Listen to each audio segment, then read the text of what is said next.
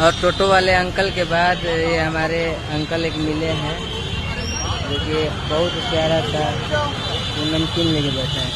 तो मणिकंका घाट हमको जाना है। ऐसा कहाँ से कहाँ तक जाए पड़ी हमरा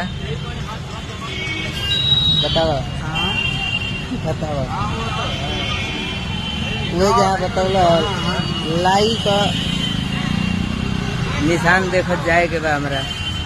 मणिकंका घाट पे हम पहली बार जाता नहीं, और टोटो वाले चाचा जो पहले वीडियो में बतौला हाँ तो वो बात देखो तनी सत्य बात सही बात झूठ बात। आज हम फर्स्ट बार जाता नहीं, और यहाँ से हमको पैदल जाएगा बा। और टोटो वाले अंकल के बाद ये हमारे अंकल एक मिले हैं, देखिए बहुत प्यारा सा नमकीन लेके बैठा है। तो मणिकंका घाट हमको जाना है। ऐसा कहाँ से कहाँ तक जाए पड़ी हमरा बताओ बताओ। वो जहाँ बतौला लाई का निशान देखत जाए के बा हमरा।